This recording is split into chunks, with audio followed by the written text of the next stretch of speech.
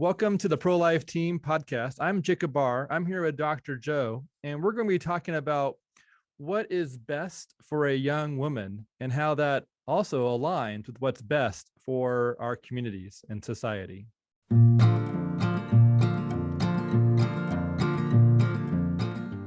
So, Dr. Joe, I am really excited to have you on here today to talk about life issues and ideas surrounding life and pro-life. Would you introduce yourself as if you were talking to a small group of pro-life friends? Sure. Well, I'd have to say, first of all, I'm really glad to be here. It hasn't been very long for me. God has really had a very providential way of getting me where I'm at.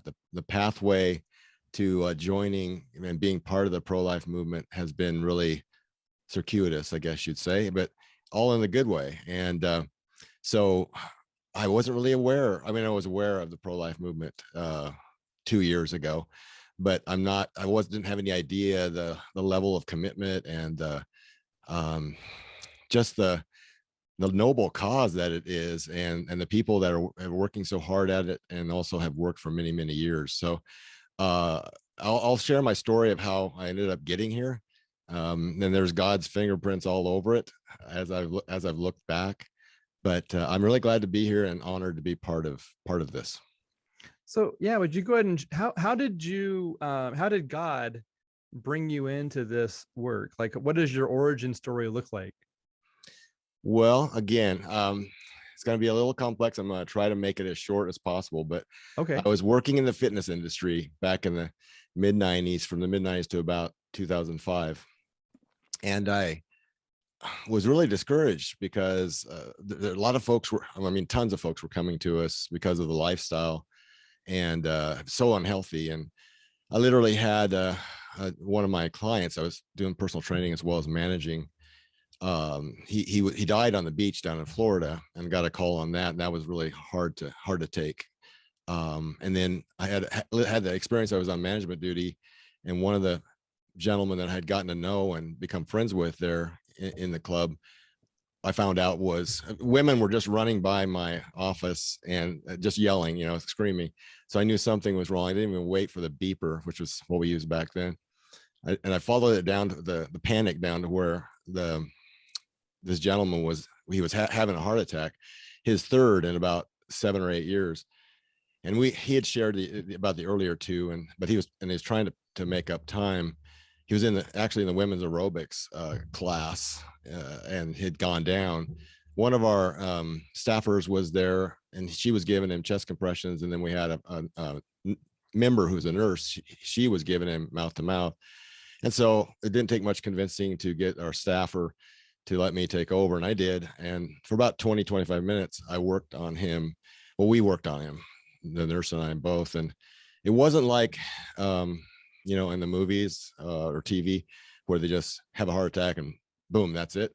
He was struggling to breathe, and he was turning all different colors that humans shouldn't be, like green and purple and all kinds of different colors. And we were talking to him, and trying to tell him to hold on. His name was Jim. And after about 20 minutes, 25 minutes, maybe, the EMTs got there. And this is before they had the shocking devices, defibrillators there. And he didn't make it. And so that really, he grew cold under my hands. And that was an experience I'll never forget. And so I was getting disillusioned, to say the least, about being in the fitness industry, because we had this avalanche of people coming at us that needed all this help, and we could only work with them, help them one-on-one. So again, about this 95 to 2005 time period, I started learning about this phenomenon known as maternal imprinting. Now, there's other names for it, but it's what you were referring to earlier, when we talked before we get started here. That period of time from conception to birth has a huge effect on the baby's entire lifetime of health or not health. If the mother is healthy, and literally the baby is made out of her bones, muscle, and fat, and so if she's really, really healthy state, again, from going from about puberty to about when they start having them now, about 27, 28 on average, 29, then it's really great outcome for like 60 years, because all of the organs and everything are created optimally. Now, if she's way overweight, which we have in a lot of cases in our country here today, like if the baby's born over 9.5 pounds, gradually problems start going up with that. And then if the baby's born 5.5 pounds or less, going down from 5.5 pounds, there's problems in the organs and that type of thing with that. And also the chances of cancer, heart disease, diabetes, all of those things are affected either for the good or the bad by that. Well, what happened was God allowed me to have an opportunity to teach at one of the universities here in our area. And I took the opportunity, and I had this idea, had learned of this maternal imprinting. And so when I went into it, I was teaching on a master's at the university, and I shared my idea with some of the faculty over there, and they said, "Yeah, come on in. We're gonna. Why don't you just go ahead and do a PhD around that? Why don't you create a college women's wellness program and create a PhD around it?" And I said, "Yeah, that actually sounds like a great idea, because if we can help these young women achieve optimal health, we're not just working with one, the one of them. We're working with probably their future 2 children or maybe more, and also probably their husband, hopefully husband." So that's what I did. I literally created a women's personal conditioning class, and then from there were a lot of sorority women that were in it, and they started asking me to come to their sororities and teach fitness. I used resistance bands and taught them all the nutrition, that type of thing. And I should go back a little bit. In 2007, which is again when this thing kind of started, I went to a leadership conference there at the college for the university. That's kind of one of those weekend type things. And so there's all these different, from all the different parts of the university, leader types. And went to sit down the first night at the banquet. And this is, again, one of those God's fingerprints things. I went to sit down. I came in early because I always like to kind of banter back and forth with the speaker, because I do that some myself. And we had a good time bantering back and forth and getting to know each other. But I got up and walked away, and this table was like for 20. It's been one of those big round tables. When I came back, it was filled with 19 sorority women. Again, this is none of them that I necessarily knew. It was just me and them.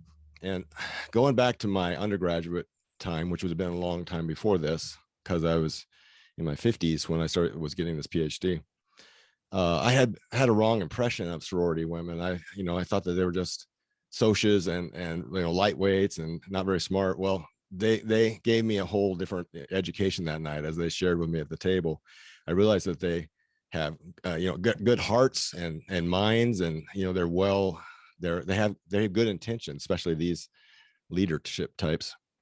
But I watched their behavior, and without, of course, them knowing I was.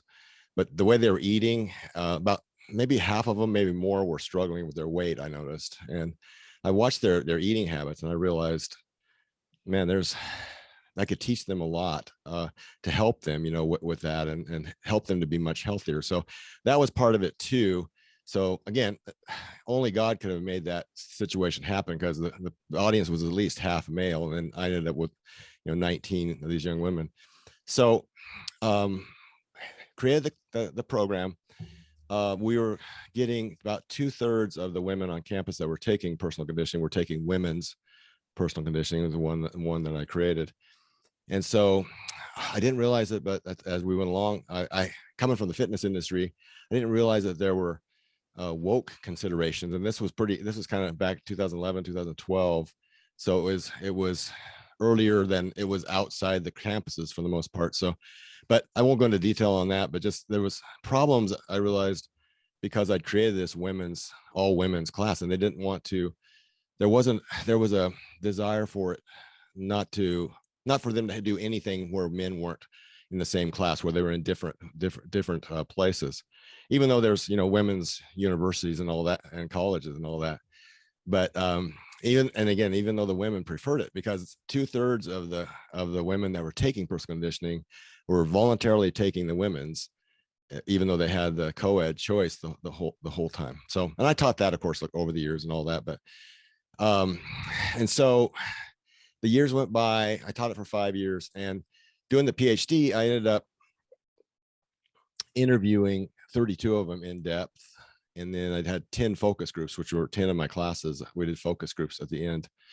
And I learned a tremendous amount, Jacob. Yes, their fitness was a challenge in college. It's hard to get the time and the availability to do it. Their exercise.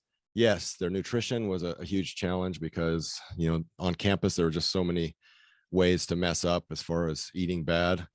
But this thing that they taught me about, and this is where we're going to kind of bring this land this plane. This thing that I hadn't really heard, I'd heard of it, I guess, but didn't really know anything about it. It was called hookup culture. They started making me aware of. And so I realized, I mean, the tales of heartache and heartbreak, and, it was one of those things where I was stunned by what they were going through. And I was stunned by, the lack of relationships, the fact that the whole idea was not to have a relationship, to have casual sex, but not have a relationship.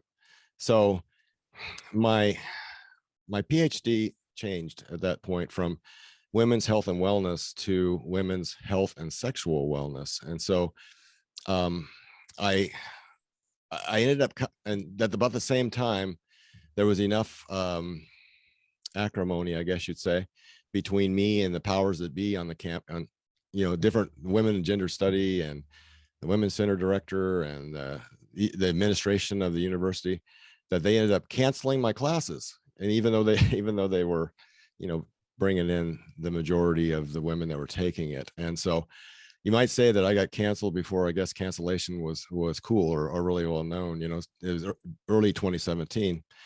But the good thing is, again, God had all this under control, because at the time it was, it was disappointing and that type of thing, but it wasn't crushing, but like it would have been earlier in my career. My wife and I were at a point where we had income streams from earlier in both of our careers, where we had the money. We didn't have to, I didn't need to work necessarily to make a living.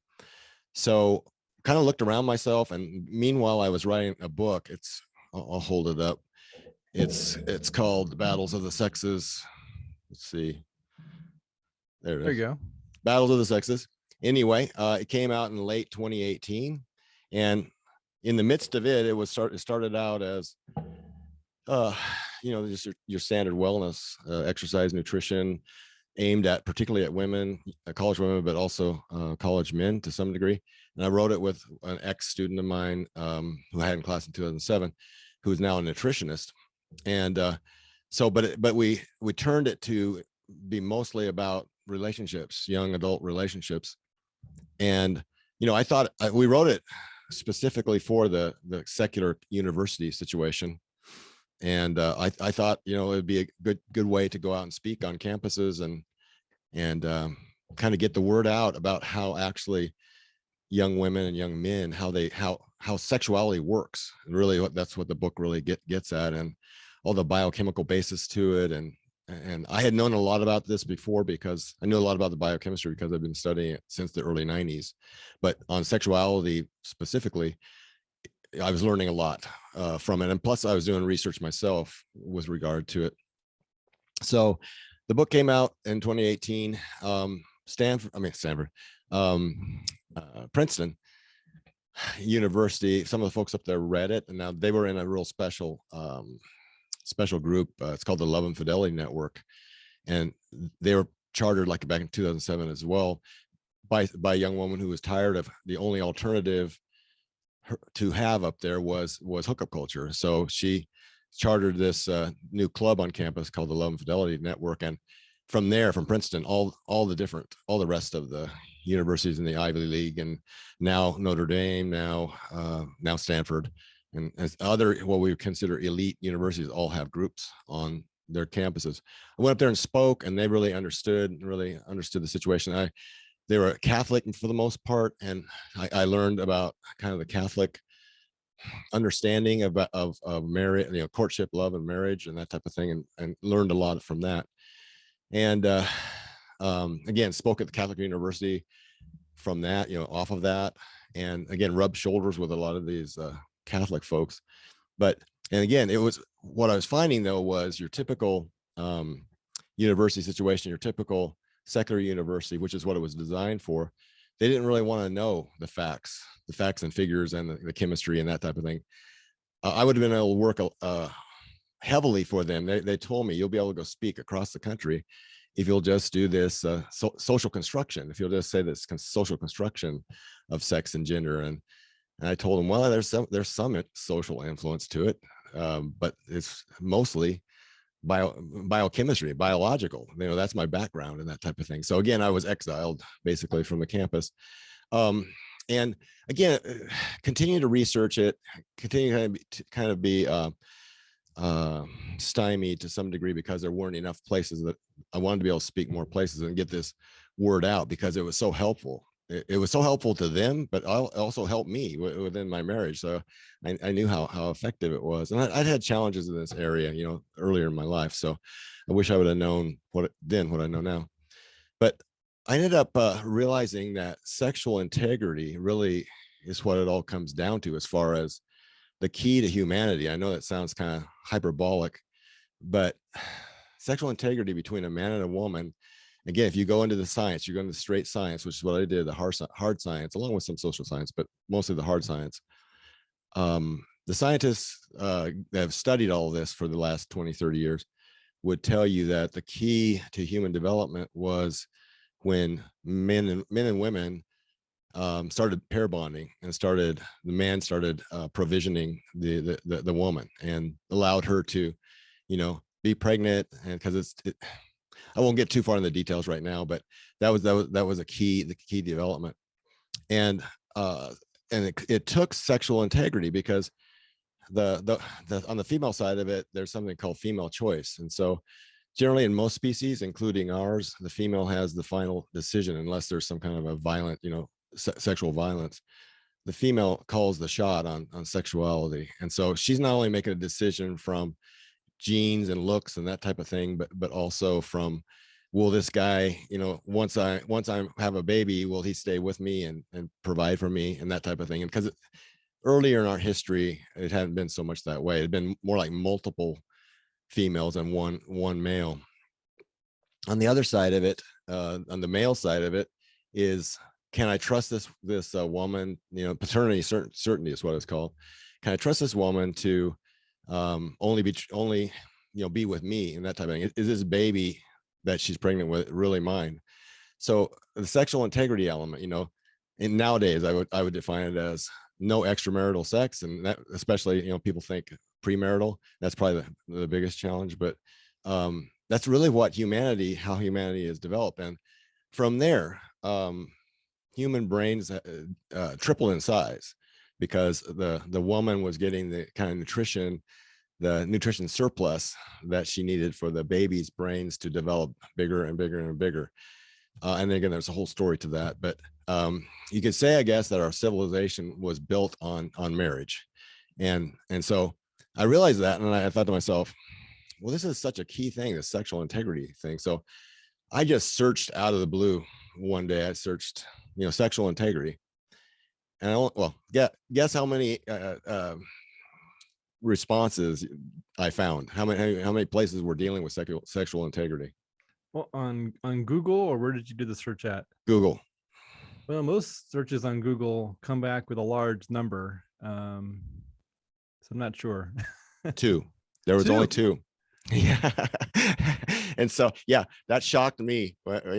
Very few things you could put in there and you would only find two hits. So one of them was one of the large pro-life entities. And so I'm getting to how I got with the pro-life movement. Okay. And I just emailed them. I said, so you guys have a sexual integrity program, huh? I said, I said, that is hard to find on the internet. And they said, yeah, we definitely, that's one of our big programs, or it has been in the past. And I said, well, then they said, who told you to contact us? And I said, well, nobody told me to contact you. It's what I've been studying the last several years. And come down to the fact that it's the key. It's the key to, well, just about everything as far as good relationships and a good society. And so they said, you know what, we were just in process. We were meeting about renewing, updating, creating a new sexual integrity program, because we've had this one that we've done over the years in the past. And we were just in the process and discussing how we wanted to create a new one, an updated one. And so they said, you getting a hold of us right now. They said, I wonder if God is in on that. And I said, I wondered that too. So anyway, one thing led to another from there. And I ended up speaking at their conference recently. And I learned about this pro-life movement, and I started meeting people from there at the conference, obviously from the pregnancy centers, and I learned about, again, this, I would call it the most noble of causes. So, and what's been interesting is that I've got all this knowledge that God's given me, really, to create God's allowed me to learn, to create an educational program. And what I'm finding is that I think it's very, very needed. You know, there's this problem out there of females don't understand males, males don't understand females, and as far as sexuality, and they don't understand each other themselves either. So, and it's a complex subject, and they're getting so much false information from the internet, you know, from porn, from, you know, you name it. So, man, I'm gonna stop there. Does that make sense? It does. And it's sort of, yeah. So I think we should transition into some of the work that you've done in this space after being brought into this pro-life area. Mm-hmm. So one of the questions I wanted to ask you that we had discussed before the podcast was, so can you speak to the relationship between a woman being unmarried and how that impacts her decision of perhaps choosing abortion from an unplanned pregnancy? Yes, I can. And again, this is statistics that probably be familiar to your audience and probably you, but of those who choose to get abortions, 85% are unmarried, and 72% of those are between ages 15 and 29. 60% are low income. So we're looking at primarily a young, again, 15 to 29-year-old, unmarried, and from, you know, lower circumstances as far as their incomes go. So the projection before maybe this Roe versus Wade situation that we're thankfully in now was that, you know, there would be 35% of all women in their reproductive lifetime that would end up getting an abortion. So it's the circumstances that I think that lead to abortion most often are being young and unmarried, and probably poor along with that. So if there's things that we can do to help the unmarried part and you know, especially at a young age, getting pregnant, you know, out of wedlock, I think that we can do a lot about the abortion situation. One of my friends who's an authority in this has his own, I guess you say, initiative. He says, we don't have an abortion problem in this country. We have a marriage problem, because if you have more of them getting married, if you have more young women getting married, you're probably going to see less abortion just from the get-go. And really, that's, you know, that's where I'm coming from now, is to try to educate in a way along the lines of sexual integrity, you know, not just sex ed, but sexual integrity ed, where young women, especially because they end up with the situation, but young men as well, where they learn how, again, they really work, what drives them, their impulses, these natural things that their biochemistry is telling them to do, and help them to better self-manage. That's interesting. Yeah, young, poor, and unmarried as being the primary statistics of those who are. Would you say that those are the women who are seeking abortions, or that's the highest percentage of women who are having abortions? Or maybe those numbers match? Both. I would say both, yeah. because again, I'm late to this party, so to speak. And I'm learning a lot as I'm going, but with regard to my students and that type of thing, those are the kind of circumstances that I saw them looking for that solution with. I had a student way back when that asked me if I would recommend her for a job because she needed the money to be able to get an abortion. That was a heartbreaking situation. So her, and this was a younger student. She said, my grandparents will kick me out of the house if I end up being pregnant and that type of thing. So, man, talk about a quandary, So, but yeah, no, I think it's it's usually some kind of duress, I think, that puts young women into this spot. And Vicki Thorne, I don't know are you familiar with Vicki Thorne and her work? I am. Yeah, she was the founder of Rachel's Vineyard, which is the post-abortion healing group, and she just passed away, I believe. I want to say like 2 months ago. On Easter. Okay. Yeah. And again, another life and another person. I unfortunately I never got to meet her, but I became aware of her because of a mutual friend, Joan Batista. And actually, Joan's really been a huge educator for me on the whole thing.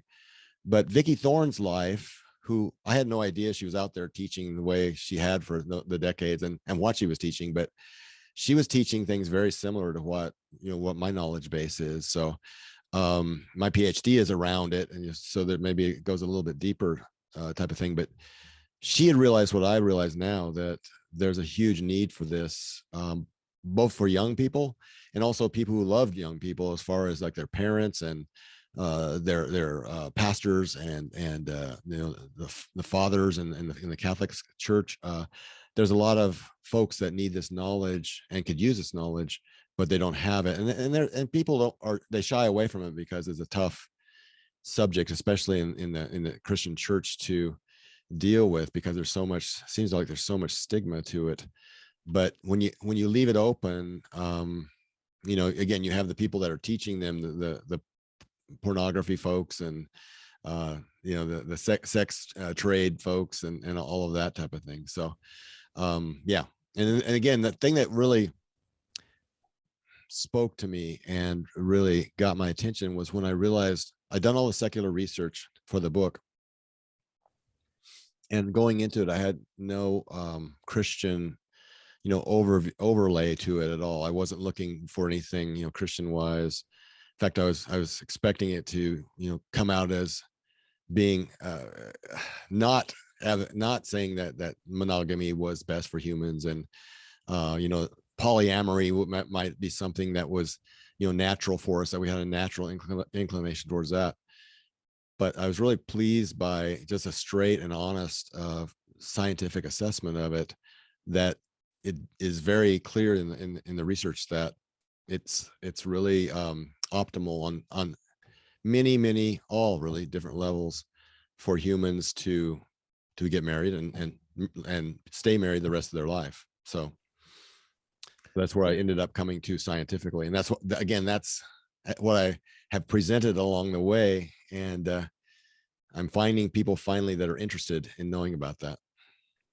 One of the in a previous podcast, I was talking with this gentleman, Jarrell Godsey, and we were talking about the number one cause for a woman who is looking to get an abortion. She's maybe not abortion determined, but maybe she's abortion minded, or she's on the fence leaning towards getting an abortion.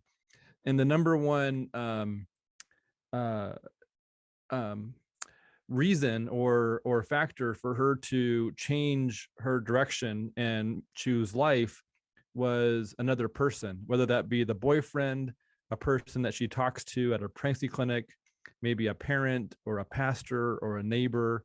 The number one cited, it seemed like the number one reason for her to change her mind was another person. And usually that meant someone giving her respect and valuing her and listening to her and building up relationship and essentially helping, provide her the support and hope that she needed.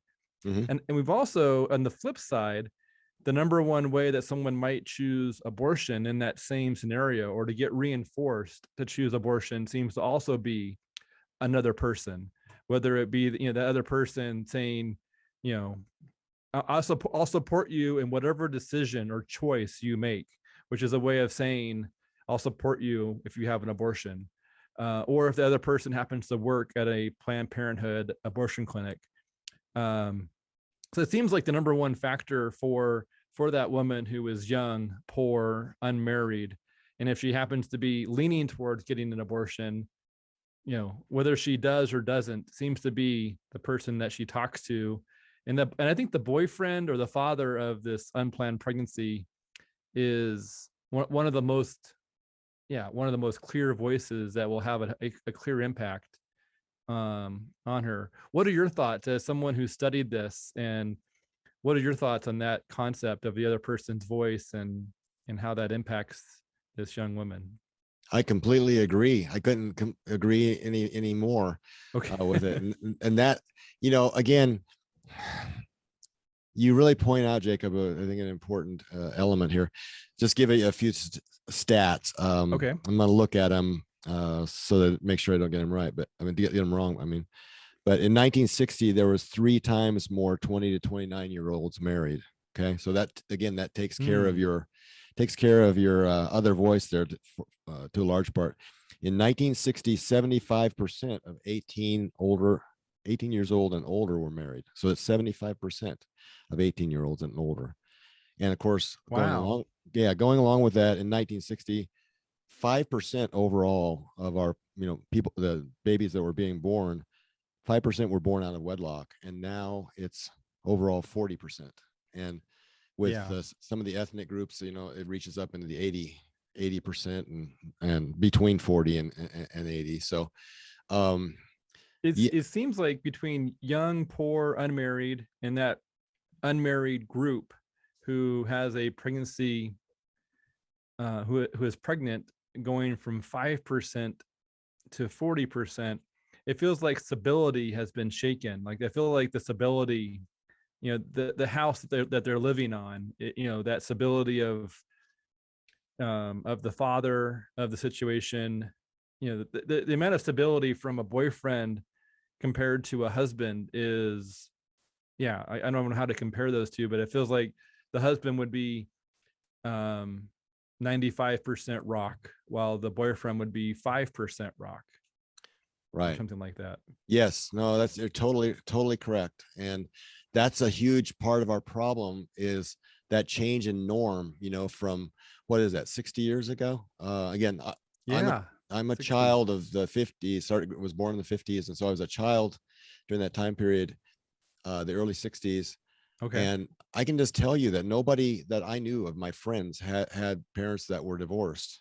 And so all of us, it was unthinkable really for us to be in a situation where both of our parents weren't. Well, the dad was usually working, during the day and somewhere else. And the mom was, mostly moms were home then. So it was a huge stability advantage, and a huge, I think, advantage to the mothers, because there was no question that the dads, their whole life was about providing for the family. And as our norms have changed, as the pill was about that time, the pill, was invented and came into society. And then again, the abortion question, by the time I graduated from high school in 1973, Roe versus Wade, was decided. And I mean, one thing after another has led us down the pathway to where we are now. Wow. Yeah. Did you graduate in May of 73 or April? It was actually, I think, June of 73. Yeah. So again, we heard about it, but we didn't understand the gravity, of it and that type of thing. But I'm a child of that whole sexual revolution. And so I saw it come about, and I'll say that I was damaged. I didn't, I got involved in and did things that I would never do now, but I was just kind of born into it, to some degree, and not trying to make an excuse, but the things I've learned in my lifetime make me look back and think, well, man, that was really bad for the United States, bad for the world, basically. So, but the other thing is, one thing I was going to mention, we always think historically that, history happens linearly in a linear fashion, if I can get it out. Okay.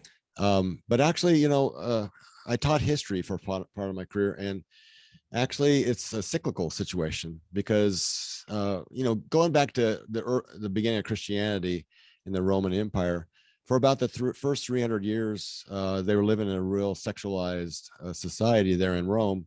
And then they had their effect, because one of the hallmarks of Christianity is something, and everybody probably listening, major hallmark was sexual purity or sexual integrity, as I'm calling it now. And then so about 380, when it was declared to be the religion, of the empire, on to about 1660, there was pretty much a kind of a gradual rising sexual integrity society, I guess you'd say. About 1660 to 1800, it went the other way and became more of a sexual anarchy, more of a sexualized situation there, mostly in the 1700s, with the with the Enlightenment and kind of the thinking that went along with that. Then from about 1800 to about 1920, the Victorian era, it swung back to more of a sexual integrity and more of a conservative situation. About 1920, it started going back the other way, and again by the 70s and on forward from there, it's really, it is what it is today. But I guess what I'm saying is, we're due, I think, for it to swing back in the other direction. Matter of fact, it is swinging back already. There was something I was going to mention. OkCupid is a dating site, and starting in 2016, they were polling surveying their users, their customers from about 2006 forward, and they found that all the way up to 2016, everything is going in a more sexualized direction. But starting in 2016, especially with women, it started going the other way, as far as women preferring to not have, hooking up, and preferring to find committed romantic relationships and that type of thing. So my argument would be that the wave is starting to go the other way, and it takes a while for it to get going in the other direction and to have its effect. But I think we're in a great awakening, another great awakening, going the direction I think that you and I would be happy to see it go. Interesting. Yeah. So that's so the pendulum is in that transition stage from one direction to the other. And this Roe versus Wade possible overturn may be part of that, because again, there's folks, now that I'm aware of it, that have been working their bottoms off, for decades on this and never giving up. And I think we're seeing the fruit of it. But I think the rest of society is also seeing a lot of things. Your parents at the school board meeting, you're not liking all of the stuff going on from K to 5, all the comprehensive sexuality education and all that, the types of things they're trying to teach the young people, and the reaction that we're seeing. I think we're seeing a positive backlash to it. Interesting. Yeah. It feels like, it just feels like when it comes to the discourse in our country, it feels like there's this layers upon layers of false beliefs and arguments and two different positions on the moral good versus evil. And like, there just seems like there's so much going on right now. And it feels like some of the facades, like the phrase pro-choice sounds positive. But I heard recently that Planned Parenthood is changing their phrase to now pro-abortion, making it less ambiguous, less manipulative, and more matter of fact, and not trying to necessarily hide the abortion word as much as when they, in the past, they still hide it quite a bit. While talking about abortion, they will often talk about everything but abortion.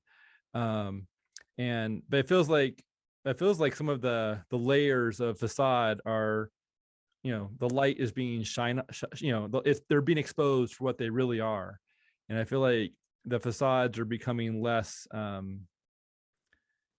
manipulative possibly, and people are able to maybe see what something really is, hopefully. I feel like that's maybe that's part of this one, part of that pendulum swinging back, is that the false beliefs have less power and they're simply being, yeah, people can see what it really is. That's my feeling too. Yes. And I mean, it's gone to such an extreme now with, the Supreme Court justice not being able to define what a woman was and claiming she's not a biologist. And then there's somebody the other day that what was the Yeah. thing that they said?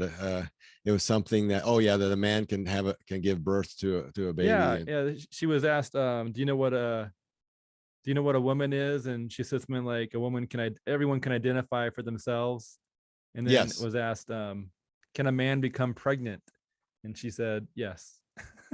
right. And that's the kind of thing when I was on campus that I got canceled for, because, I said there's a physiological reality here that Yeah. you have to teach these students. We can't be a higher education institution and not be teaching the truth, the scientific truth. So Yeah. that's I what mean, I if there's ended. ever a false belief, I mean, the lie of lies, the false belief of false beliefs is that a man can become pregnant. Like that just, it holds no water. it's it's the opposite of truth. It's the opposite of facts. But yet it's still being it's being held as a belief, and it's being taught as a thing. And so what does that say about higher education, except for the fact that it's, I mean, how would you define education that teaches obviously false beliefs? That's exactly why, again, I wasn't, when I got canceled, I wasn't too disappointed, because I couldn't stay there and go along with the party line anyway. Yeah. And I would define it as lower education, because Yeah. it's false. And I was just having a discussion with somebody the other day that has a son that's at one of the elite universities, and he was saying how saying how good it is and that type of thing, and how much his son had learned about this subject that I won't bring up right now. But I told him, I said, it isn't so much that your son's wrong about all this. He's being taught bald-faced lies. And so the responsibility is these professors, that they know better, but they're teaching ideology and not the facts. It's wishful thinking. And it's, well, again, we can get buried in that, Yeah. and Yeah. probably It's don't teaching need to, but no, preferences I'm over with you truth. totally. And Yeah. that's why I think this actually, the scientifically and evidence-based information and knowledge that I'm trying to share is so important, because there's so much of the other that's being taught. So, yeah. So that's, yeah. So let's see. So when it comes to the future of, discussions on this, where do you think we should be going? I think we should be going with the science, because again, a lot of us are burnt by that because of the experience we've had, with the virus and all the different scientific explanations given for that and what to do about it. But there actually is a true science on these subjects we're talking about here: sexuality, and whether or not marriage is the optimal form of relationship, for humans. There's science on it, and not only social science, there's a lot of that, but there's also natural science, and also, again, how the brain, the anatomy of the brain of the male versus the female, the hormonal chemistry of the two in comparison to each other, and what being in a relationship, and what being engaged, what being married does to, like, a male, especially what does to their biochemistry. And I'll just give you a hint: it's going in the right direction. It's lowering testosterone. So there's a ton of great science, especially in the last 10 or 15 years, that we've learned about how it all works. And again, like I said earlier, in my own case, it helped me to understand myself and my wife, and any other women and men, and be able to read the situation, biochemically, of what's going on, and that type of thing. So it's very empowering, to use a word that I try to avoid a lot of times, but it's very empowering to have this knowledge. One little example, not little, actually a huge example, is vasopressin. Have you heard of vasopressin? I haven't. What is that? Well, it does other things in the body. It has to do with blood pressure and that type of thing. and water levels in the blood and that type of thing. But its other major, really recently discovered function is it's the male bonding. It's the main male bonding hormone and neurotransmitter. So, and just to give your folks that are watching this a hint, it's the reason the way it works compared to oxytocin, which is the main female bonding neurotransmitter and hormone. The way the two work differently is the reason that males so oftentimes are able to take part in a hookup, take part in a sexual encounter, and then walk away from it without having much of a feeling about it, and beyond kind of the next one, and because the reason that the female is feeling like, I need to, I want to see this guy tomorrow morning, I want to have breakfast with him or whatever, and hoping that it'll become a relationship. What it turns out that vasopressin, in the presence of continuous sexual, having intercourse, just soon after you meet somebody and that type of thing, the way that hookup culture works a lot of times, the vasopressin in the brain gets washed out by that situation, and it's never in the brain of the male long enough to form receptors. If, on the other hand, the couple does the old school, meet each other, start dating, no sex, but they're around each other a lot. He's attracted to her, and eventually they get engaged, and eventually they get married, and no sexual intercourse has occurred.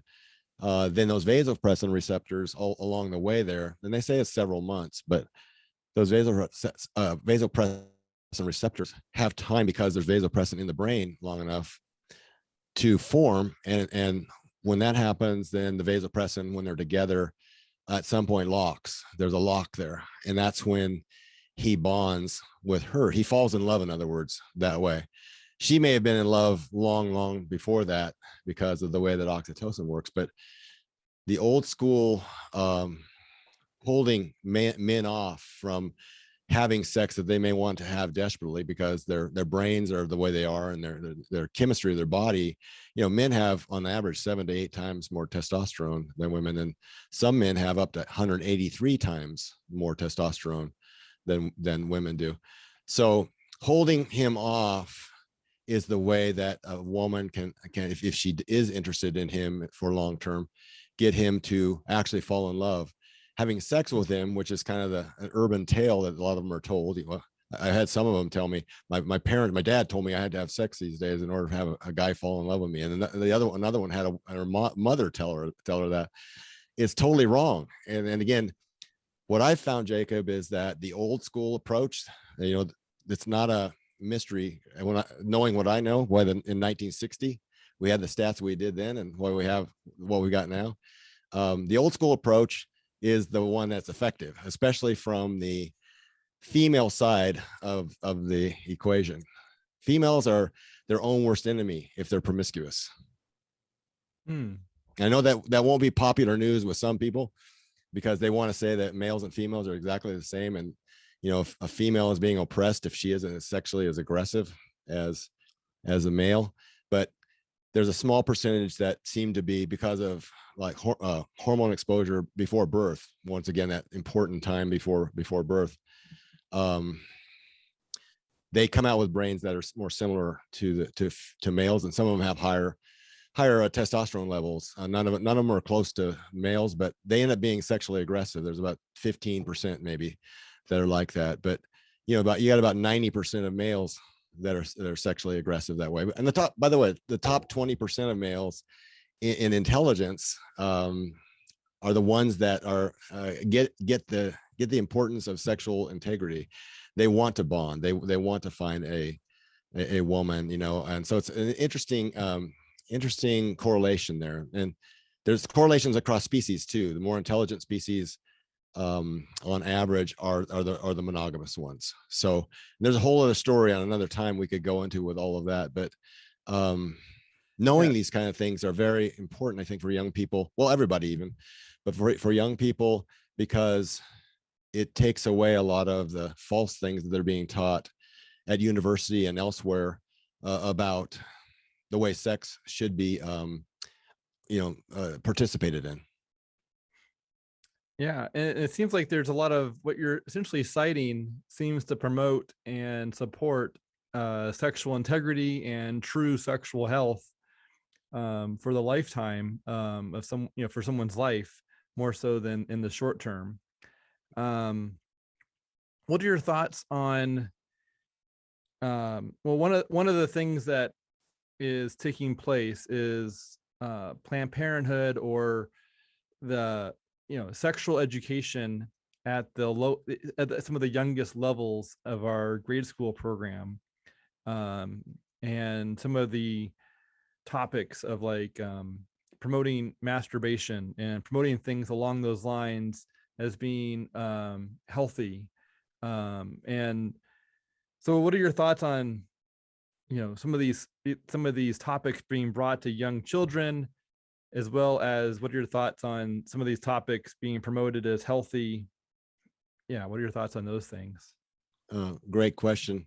And again, I would classify them as abusive, because really there's an age appropriate level of understanding that children should get about how relationships are formed. And then, again, it's one of those things at a young age, I don't think they have any need, in the grade school years to know anything about sexuality. And it's one of those things where they're trying to kind of corrupt them at a young age. And one of the stats that people are listening to should know is that as far as girls and women, the earlier they experience arousal, the more likely that they'll have an overt sociosexual attitude, meaning that they'll be more prone towards promiscuity. So it really is harmful to, especially on the girl side of it, to be exposed to sexual information and images and that type of thing before they're ready for it. Now, on the other side of it, I would say, again, at certain ages, because of what I was saying earlier, if we don't teach them, and I would call it more of a sexual integrity education, is what I would like to see taught. But if we don't teach how it works, then it becomes harmful at a certain age. Like I'm talking like high school, definitely college, because in college, again, the opportunities are everywhere. And another stat for you, again, one thing that drove me crazy when I was teaching at the college was they were very much against rape culture. And I was right in there with them. I'm totally against rape culture. But 80% of rapes and sexual assaults occur during a hookup. So, and 64% of them have alcohol involved. So think about those stats. And then, but they're all for hooking up. And the message that they gave to the incoming freshmen, at orientation was, here's your condoms, and here's how you can get fixed if you have STI over here at the health center. And the message was that you're going to be sexually active, and you're kind of weird if you're not. And at the same time, on the other hand, on the hypocritical other hand,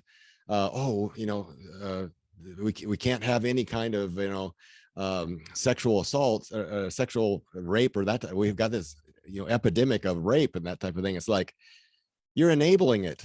You're giving the message for them to go out and be in these circumstances where they get drunk out of their minds. And then again, 80% of the time when there is an offense, it's within a hookup situation. It isn't just somebody jumping out from behind the bush like you think of rape and that kind of thing. So you see what I mean? I mean, it's a paradox. It's a oxymoron, basically. It makes a lot of sense that the hookup culture with alcohol involved, like that logically makes sense that would be the finding, that would be the majority of abusive sexual activities take place in that shallow, and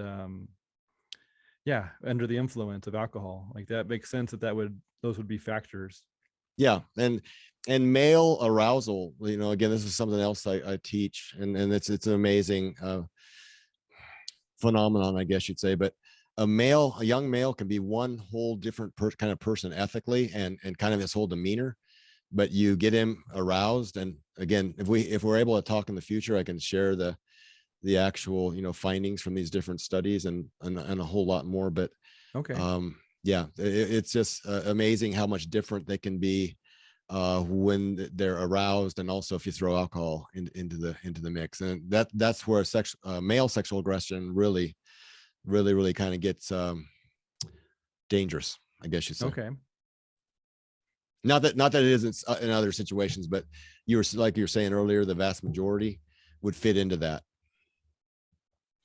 So when it comes to what you've learned, I want to try and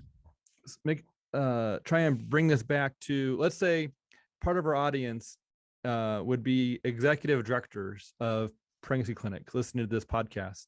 Mm-hmm. And with the average pregnancy clinic having counselors or client advocates who are talking to women and men who are experiencing an unplanned pregnancy decision, whether it's the mom or the dad in the situation.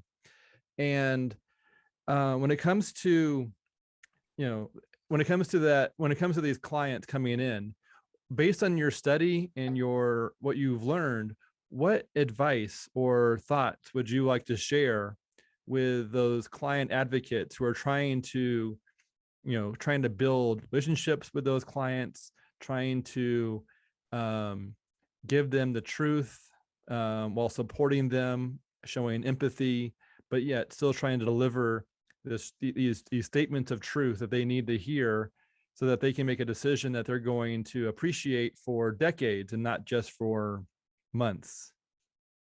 No, that's another great question. And that would be my desire now that I've recently learned about this whole world and kind of what's going on with it. And again, the noblest of causes, I would call it. I would love to be able to meet with these staffs and give them the knowledge that I have, and so they'd be able to use that as a quote unquote weapon, in the work tool. That's a better way to put it. Tool. Yeah. In their working with these young women, and help these young women to understand themselves, and help them to understand the guys that are dealing with them. If there is a pregnancy already, help them to understand the young man that's the father. And again, I wholeheartedly support yours and the pregnancy center movement as far as not attaching any kind of good judgment or guilt or anything like that. And that was Vicky Thorne's approach, from what I understand. And I think that's so important, and really kind of ascribing where the responsibility for this lies in them not really knowing, the knowledge. It says in the Bible, my people perish for lack of knowledge, and I think that there's a lot of perishing for knowledge in this subject, and then helping them. Hopefully they go ahead and have the baby, and then helping them to be better prepared for the next time they're in a situation where there's temptation, and where it seems like having sex would be the thing to do if you're not married, and understanding again, especially how the guys work, where they're not going to usually fall in love with you if you have sex with them.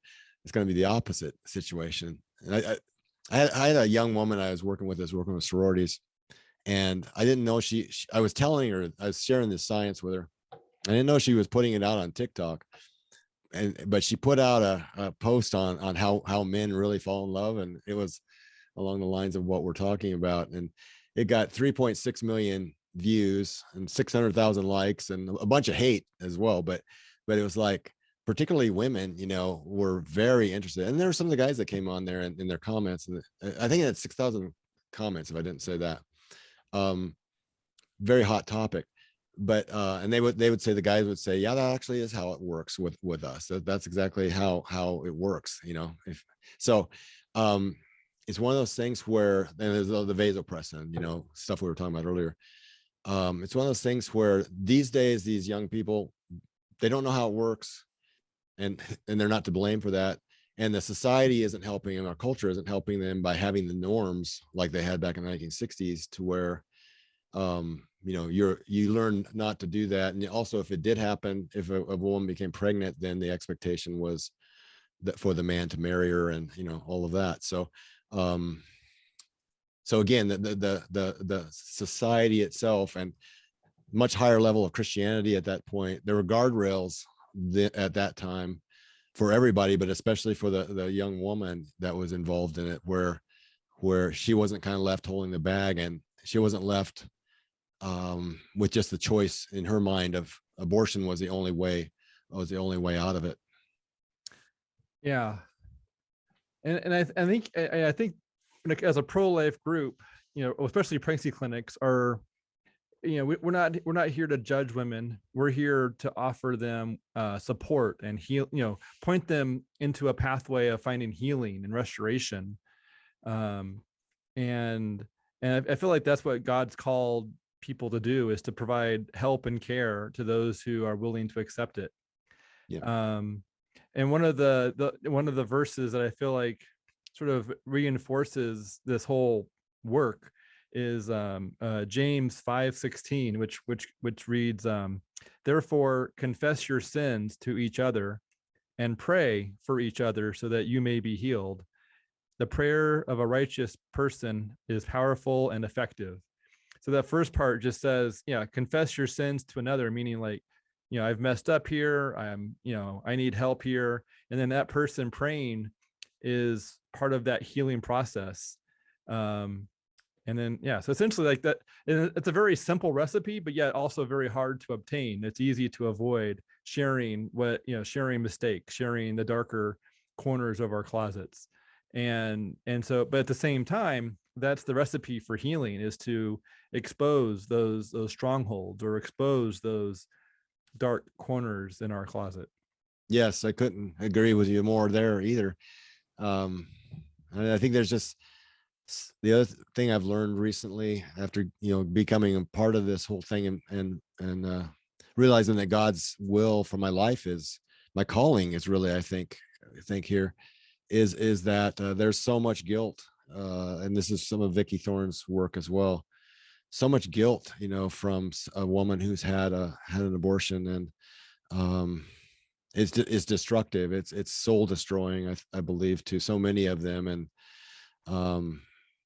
that's something. I mean, there needs to be compassion for, of course, starting with the baby, but and the mother who has gone through it, and then also there's a lot of poor fathers in the situation that they're affected as well.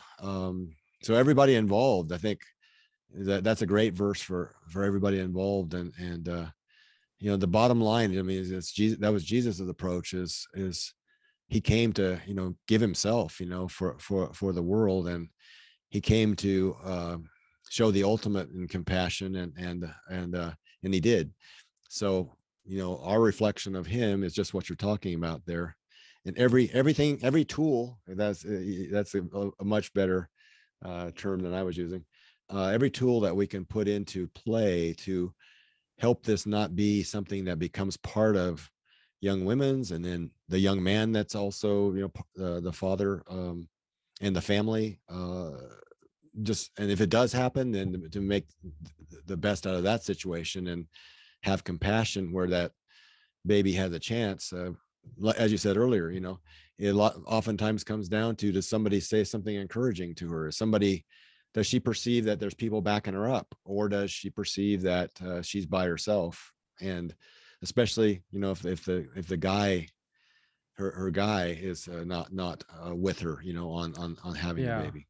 Yeah. I think each voice that she hears gets to be either speak support and hope and care, or can speak can speak death and destruction.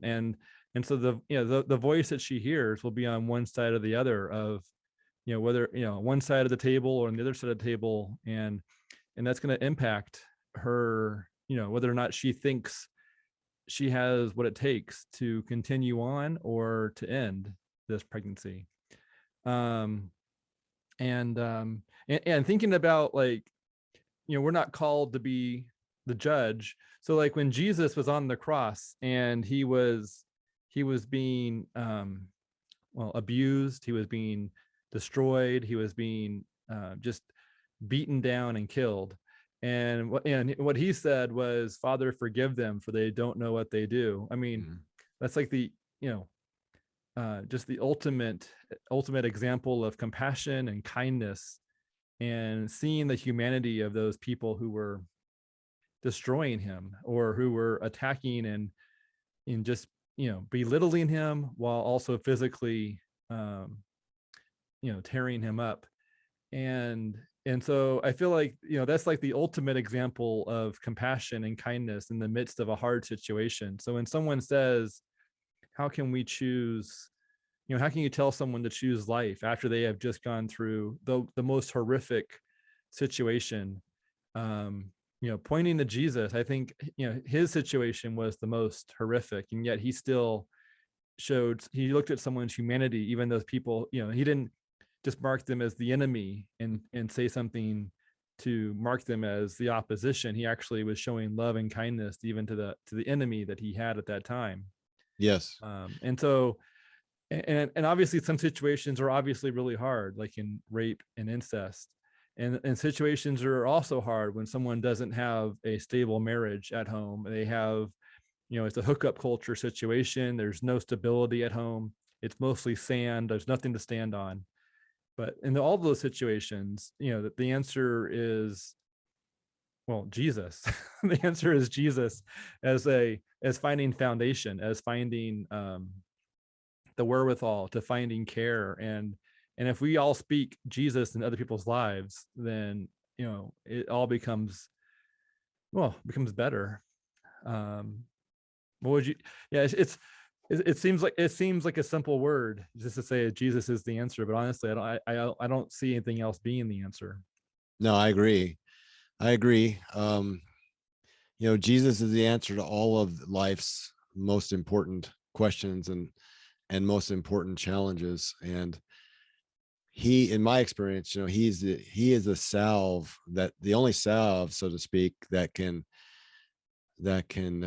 help some of the hurts that humans have, and that longing to have a relationship with God that's innate in us. It has been since going back to the fall, and that missing God-shaped hole, so to speak. And I've talked about the knowledge that I've learned being helpful to as far as self-management, but beyond that, it's a helpful tool.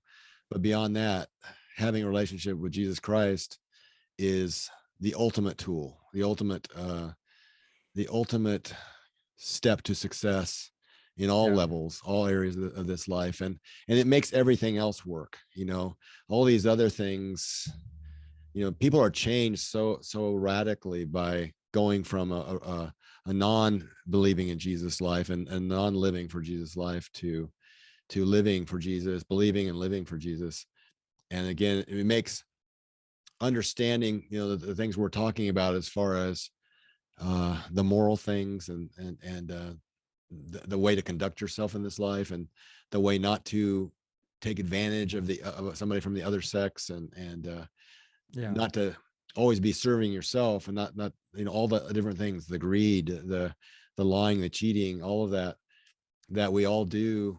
Even if we're saved, even if we're serving Jesus, we do them to a degree. But that desire to move away from that life, the key to it is having that faith and trust in Jesus, and then every day trying to move more in that direction and be better than you were the day before, and then taking opportunities when you have the opportunity to do a good work in someone else's life. The Bible speaks to that too. If you have the power to do something to help this person, don't act like you don't, and don't walk away when you can help. And I think that's on a lot of different levels. It's of course monetarily, we think of it that way, but when you do have knowledge in a specialized area like this, and you don't share it, and if you have a situation where a young woman, like the pregnancy centers have, okay, she's at the end of her rope with this situation, and you don't speak hope to her, and truth and hope, at the same time, we've missed the mark. We've missed what we're here for, and what we're called to do. And I think it positively, I think there's a lot of negatives about the situation of an unplanned pregnancy and being in that situation, but I think that it also lends itself to an opportunity to help young women and the young man probably involved, maybe even the parents and the rest of the family. The help shown, the mercy shown, the giving the message of Jesus at the same time. I think that sometimes that helps people that weren't ever able to see it before, to it becomes real to them, and then their whole life is changed. Yeah. And sometimes with all of the reasons why people are promoting abortion as being like the solution, like for example, this child can end up in a welfare situation. They're going to have a terrible life. They're going to be, they're going to have Down syndrome. There's different, like all these different layers. But in reality, those are not reasons for someone to not live. I believe those are, I'm a big fan of rooting for the underdog, rooting for the person who's got, more ground to make up, rooting for the person that's currently behind in a basketball game, rooting for the one to catch up and, to keep playing. And honestly, whether someone wins a basketball game or not, the fact that they're getting to play is pretty remarkable. Just getting the chance to play and having a life, and just to participate in life at the level that you have is worth having that chance. And just because someone's parent, may be inconvenienced, or because or some various reason, that's not a reason for someone to not have to not have breath or their first birthday. And I feel like there's a lot to it just feels like there's all these reasons that wouldn't pass when it comes to a 5-year-old. 5-year-olds are also inconvenient to parents. They're also very dependent on parents, but yet everyone seems to be in agreement. If for some reason the most vulnerable, the youngest of our population, are the ones who are being victimized by, because of convenience, because they're just a few weeks away from being viable or a few weeks away from being born. And it just feels, and it seems like it's really obvious that if something is growing, then it's living. It's not like it's a complex definition. If it's growing, then that's no longer a sediment or a rock. That is now a living organism. And if it constantly has the pattern of growing into a human, like that feels like that growth pattern is consistent. Like we were all in that growth pattern. Mm-hmm. Like every single person had that same growth pattern from conception to birth. And so it's not like this is unique. It's backed by science. It's the only reason why it's up for debate is because of false beliefs. Like it feels like that's the reason why it's being, turned into an issue, is because it goes up against cultural preferences by some groups that treat abortion like birth control. But it's not preventing pregnancy or life, it's stopping life. And it's just, and that's just, but it just seems so obvious to me. I have a hard time, I feel like the only reason why someone would believe it is because they want to believe it and not because it's backed by data. There doesn't seem to be any data that supports it not being a life. Like it doesn't, it's only preference that can support that.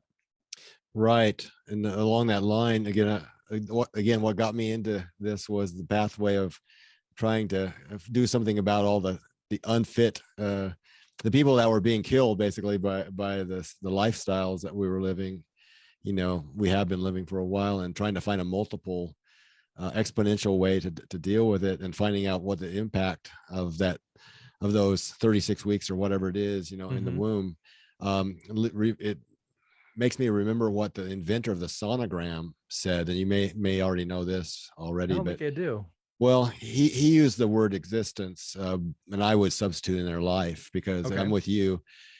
At conception, I think we got life going. There's a whole lot of, the science will tell us there's a lot of complicated things that are, and miraculous things that are all about a living being in there. Well, first of all, the DNA is different, from either parent. It's a combination of the two. But he said that the first 40 weeks of existence, as far as your health goes, are more important than the next 40 years of your existence. So again, coming from my background, health and wellness, very definitely that baby is alive in there, and what's happening to it, the environment that it's in, especially as I said earlier, related to the mother's state of health and that type of thing, is having a huge effect on it as far as how it's going to be, formed and that type of thing. And also, of course, the mother, if she's under a lot of duress, if she's under a lot of stress, that's affecting it as well, so in a negative way. So the environment, the ecology that the woman is in, affects the baby biochemically greatly too. So, I mean, yeah, that would lend itself to what you were saying as far as the baby doesn't suddenly become, alive when it leaves the birth canal. It's being affected. It's being either improved or not improved, or hurt by what's going on with it inside the womb there from the very beginning. And yeah, it's to me, it's one of those things that's very obvious, but I understand why people come to this or end up being, looking at it from the other perspective. I understand it, but I don't agree with it, so. Yeah. And yeah, and people have a right to, of course, have whatever opinion they have on it, but the facts of the matter, and this is my argument with the powers that be on the university campus, the facts of the matter, the scientific facts are one thing, and then what you want to have politically is another thing.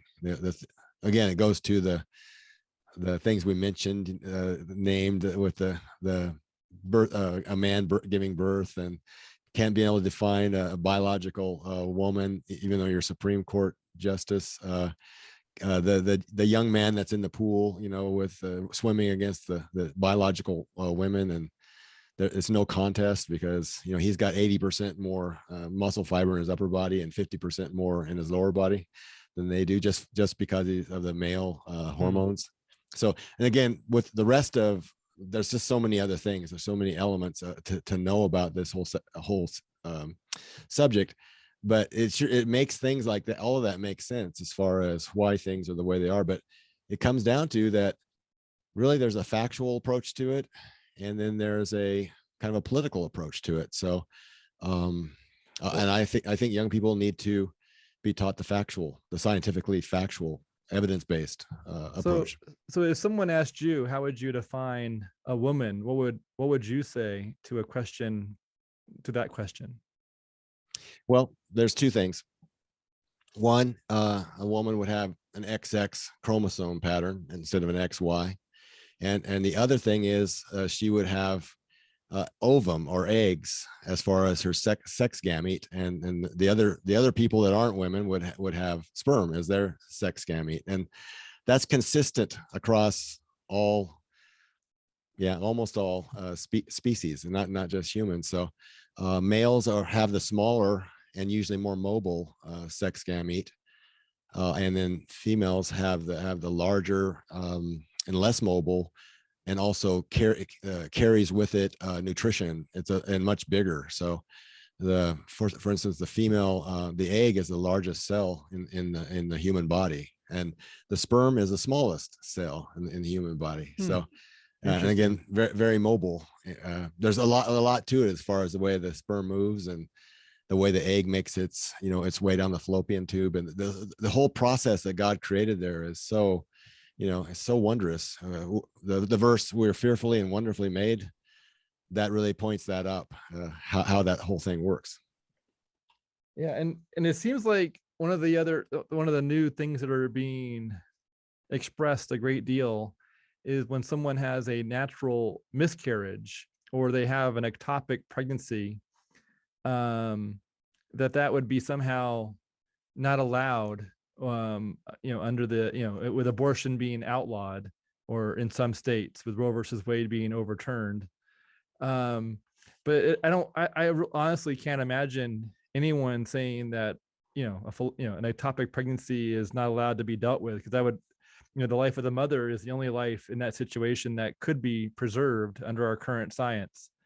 And that is obviously, the priority of science, of medical care should be all the patients. But saving as many patients as possible.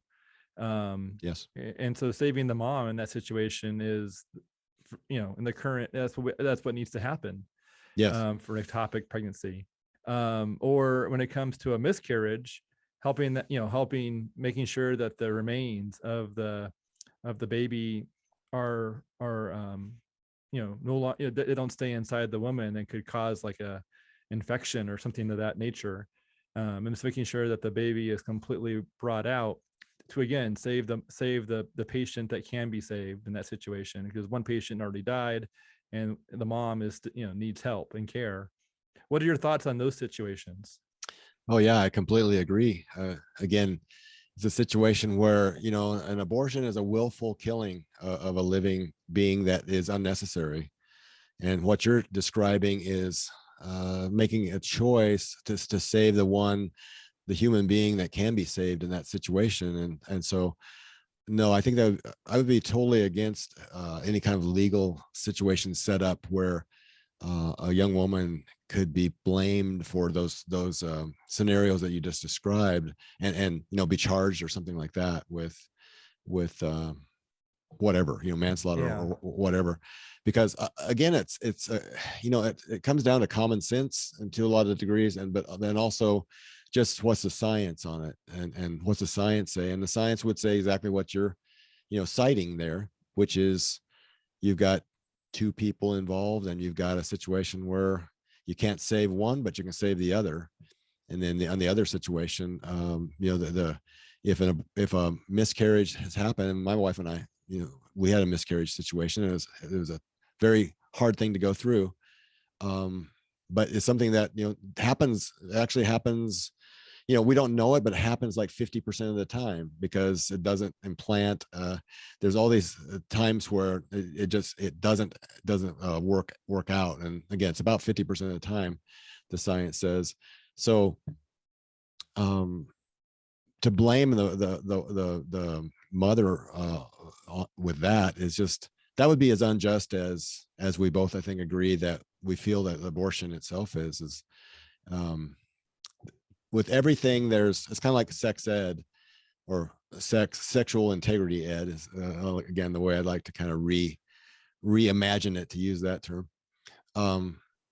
There's a sweet spot. There's a just middle to it, where you just don't take the liberty of, this, you had a miscarriage, well, you must have meant for that to happen, and so we're gonna charge you or whatever. That's I think a lot of people that want to kind of sensationalize the situation, and want to throw up all the reasons that it shouldn't be, where each state decides for itself, which is all this is going to be if it is overturned, from what I understand. Each state will determine for itself. Yeah. Yeah, so it'll be by the representatives instead of the 5-4 decision by the court. So yeah, I mean, I don't think people that are on the pro-life side are looking to be unfair or really corrupt, because that would be, in my opinion, that would be very corrupt, to be as corrupt as Yeah. being as abortion seems to be, as far as when it's carried out. Yeah. So like if a woman doesn't take her prenatal vitamins, I can't imagine anyone having a consequence for that. And if that resulted in, whether or not that results in miscarriage or not, I just don't think, essentially the idea is willful abortion is completely different than spontaneous natural miscarriage. Yeah, essentially I think the pro-life group would say, taking a RU46 abortion pill or having an abortion procedure to end the life of a living, growing baby is what we're saying. We think that the baby's dignity and the baby's life is worth protecting and striving to support, and we have a desire for excitement and passion, and essentially for joy to be surrounding that child more so than destruction. And like that's the And when it comes to natural miscarriage, that's a time to mourn and be sad and make sure that the mom is taken care of medically. Yeah. Again, could not agree more with you on that. And I have a huge amount of compassion for that situation. Yes, it's when it's volitional, when it's a decision that's made. And it really puts both the mother and the child in danger in a lot of cases. I'll have to say that I didn't find this out either till recently, but my grandmother, my father's mother, died as a result of a abortion back in the 1920s. And I mean, then of course the baby died with her, but that affected our family because of the way my father never was very emotionally available. He was a great father, probably the best man I've ever known, but he never was able to express love the way that you'd have wanted him to be able to. And once I realized what had happened, I understood more why he was emotionally shut off. This happened with his mother when he was about one a little over 1 year old. So abortion can be dangerous to everybody involved, including the woman, and it has devastating effects in families, oftentimes, whichever way it goes. So we're in total agreement with, it would be just as bad to be corrupt on the side of it, of trying to stick young women with, they didn't take their vitamins, so that they're at fault, or this, that, or the other. I just think it's essentially false beliefs being put on the essentially being put onto our side, but it feels more like mud being splattered more so than it being real, because I don't think anyone on our side on the pro-life, Jesus loving side is calling for that at all. No. But I do feel like the attacks are relentless when it comes to political preference, and trying to derail, essentially to get someone. I feel like the opposition's viewpoint is very they're very aggressive at getting their way. And I think everybody should be in agreement that helping young women not find themselves in that situation where they're unmarried and really young and poor, or they don't have means, basically. I think it's to everybody's advantage, and hopefully we can all agree that helping them not arrive at that place would be the best, for society. And all pregnancies be wanted, wanted children. And again, that there's a guy that's researched this. His name slips me right now, but Heckman, I think is his name, is a Nobel Prize winning researcher, economic researcher. And he made the observation that just the variable of whether or not a baby and then a child is born into a mom and a dad family, that variable alone determines so much of the baby, child, and then young adult, and then on into the adulthood, so much of their level of success, or their chances for success, or their chances for not having success. So just that one variable alone. So again, young people getting married, and I would advocate for younger than what they're doing now, because again, I know that the peak for fertility for girls, for women, is 19 to 29, and for guys is from 22 to 25. And I think, of course, sex drive, especially on the guys' side of it, testosterone levels reach their highest level at 17 years of age, and then they just barely start decreasing by a percent, especially if a guy is inactive at age 30. So God, I think, has given us some hints and some direction just by the way physiologically humans are constructed, and by the different times in our life when different things are like that fertility situation, when it's when it's highest. Also, you know, again, if women get married younger, they start having babies younger, they breastfeed them, they have more babies. All of those things lower their cancer chances, reproductive cancers over their lifetime as well. That's another fascinating fact. And again, the Catholic approach to it, this is something I learned and really started admiring and appreciating their approach to it, that God's in charge of how many, you know, babies come along. I mean, some of them, you know, some of them that believe this way. It actually turns out that for the women, it ends up being the healthiest. There's exceptions, obviously, but the statistics are with you, especially with breast cancer, of not developing that. And breast cancer has become a scourge because it's 100 times more prevalent than it was 100 years ago. And that's because, again, I'm getting a little bit into the content, but again, this is Vicki Thorne always said, you're going to learn something today that you didn't ever know before. And I hopefully every time that I speak, that'll be true too. I want to say that to honor her. But women, when they have cycles, when they have their menstrual cycle, every time in the uterine lining and in the breasts, the cells change over. And in the ovary, when an egg ripens and the follicle literally tears open, it leaves a scar on the inside of the ovary. So in the past, where in our, you know, ancestors, they generally had about 160 cycles in a lifetime. Our women are having about 450 cycles in their lifetime because a lot of them are on the pill. And then you know, they're practicing birth control. They're not breastfeeding, or if they are, not very long.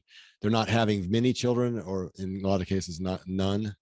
And a lot of them are not getting married, of course, these days. If they are together with a guy, they're cohabiting. So it's a very much more unhealthy lifestyle for them. And breast cancer took over the world's #1 cancer diagnosis in December of 2020, as if we needed some other reason not to like 2020. But it took over from lung cancer. And again, 1% of the breast cancer cases are in males, so that leaves 99% in females. And so it's become quite an epidemic. I mean, you talk about a pandemic, it's definitely a pandemic. And it's got, you know, 45% of them that get breast cancer die from it. So compared to COVID, with what was it, down there less than 1%. Yeah. So anyway, there's a lot of things to be said about, I call the natural lifestyle pattern.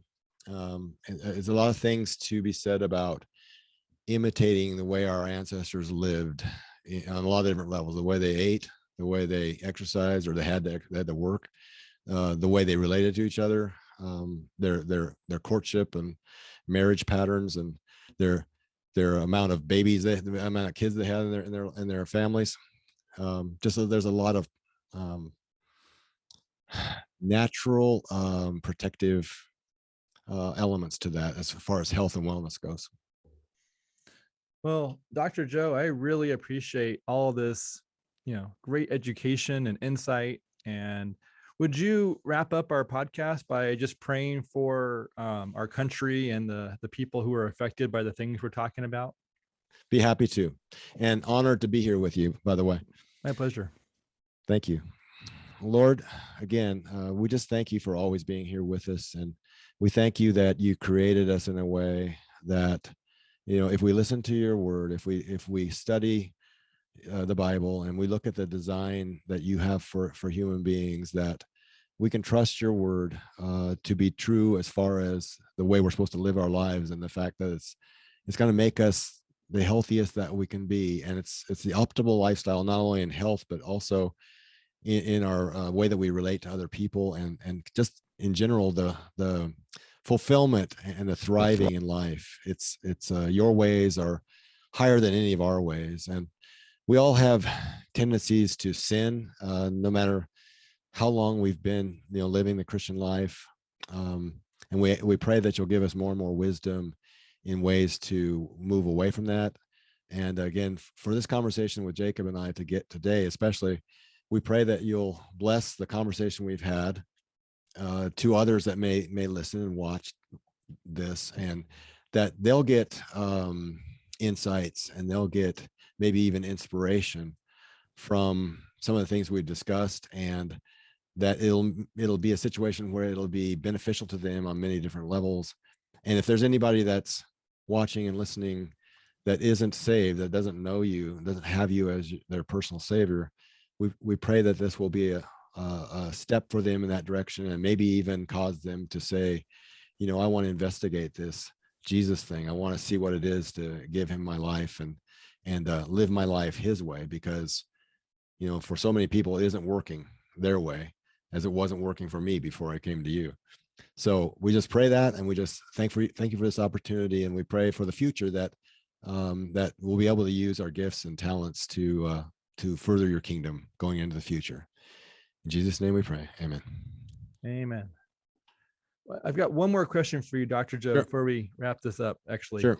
So when someone's in a marriage or relationship, and let's say they didn't have the receptors created that needed to, by having the right kind of dating situation take place during the courtship, what would be the way for them to reestablish those kind of receptors, now that maybe they're having like a dysfunctional marriage and that part wasn't there to support? What would be your advice for someone in that situation? That's an excellent question that I haven't really had before, so I appreciate that. Well, and if you want to hold that one, we could always reschedule and come back to that as a future question if you wanted some time, or if you want to take it on now, it's fine too. I'd be fine to take it on, but I think that would be a good one amongst many other subjects, because I really, believe it or not, hardly got into much of the content at all, which was I just wanted to show, I wanted us to discuss the need, I think, for this education, and then the fact that we have it there. We have it as far as the tools that we need to do it. So yeah, I'd be happy to maybe start with that one next time, because that's very challenging, because I feel like there's, when someone doesn't have that dating relationship in the beginning that might, be ideal, the question might be is, what would be a good remedy or recipe for them to consider to try and strengthen that weak spot, perhaps, that they've been living with? So. Well, one thing I will say, just as a preliminary answer to that, and then we can, like I said, hopefully can get into another discussion, because this has been a great discussion from my perspective. There's ministries out there. There's one that I can think of right now named Grace Marriage, and there's another one, and I can't remember the name of it, but they do a good job of helping couples to make their relationship with each other the center of their lives, really, as a married couple. So okay. Yeah, and believe me, it's very intentional. It's where you raise the priority of being together and doing things together and having fun, like you probably did when you're first dating, and getting back to that dating type of relationship. They make that a high priority and a regular lifestyle type of thing. So, and again, we can talk about more detail when we get back together, but okay, that's a very important remedial situation that, our marriages are so important. I mean, this is something real quick with the college students that I've had. They put so much time, effort, money into getting a degree, and it's all important. And again, your job that you get from it, hopefully, is a huge part of your life. But your marriage is a much bigger, in my opinion, factor in your success or not. And there's so little time and effort, thought put into it so many times going into it.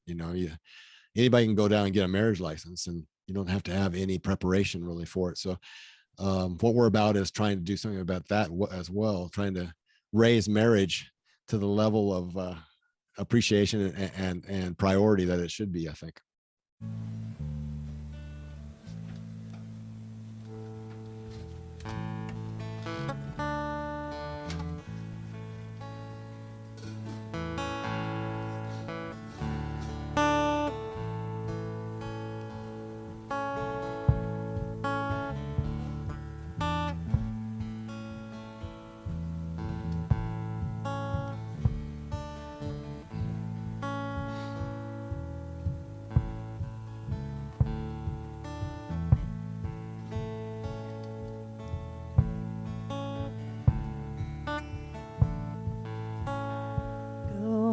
on up to the mountain of mercy, to the crimson perpetual tide.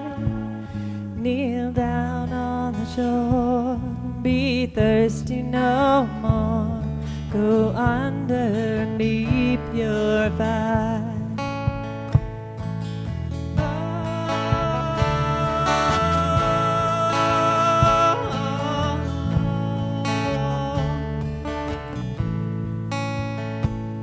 Follow Christ to the holy mountain, sinners sorry and wrecked by the fall. Cleanse your heart and your soul in the fountain that flowed for you and for me and for all. At the wonderful, tragic, mysterious tree on that beautiful, scandalous night, you and me were atoned by his blood and forever washed on that beautiful, scandalous night.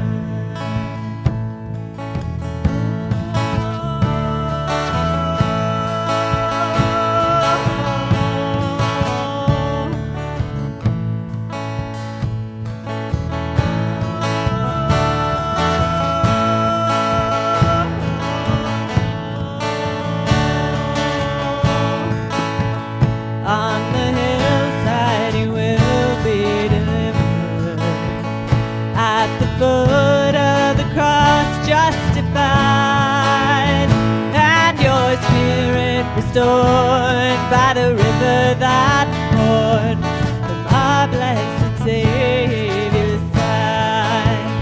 At the wonderful, tragic, mysterious tree on that beautiful, scandalous night, you and me were atoned by his blood and forever washed white. On that beautiful, scandalous night.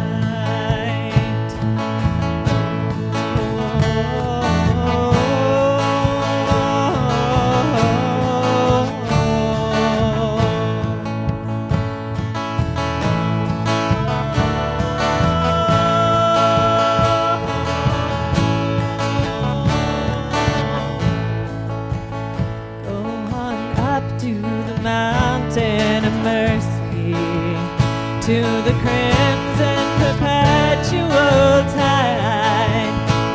Kneel down on the shore, be thirsty no more, go under and be purified. Follow Christ to the holy mountain, sinners sorry and wrecked by the fall. Cleanse your heart and your soul in the fountain that flowed for you and for me and for all. At the wonderful, tragic, mysterious tree on that beautiful, scandalous night, you